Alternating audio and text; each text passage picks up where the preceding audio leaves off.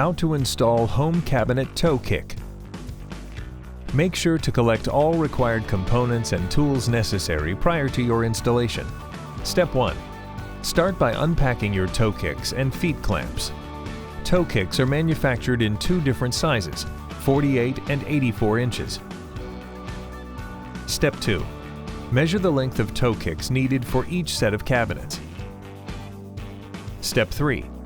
Using a miter box and handsaw, cut the toe kicks to required length.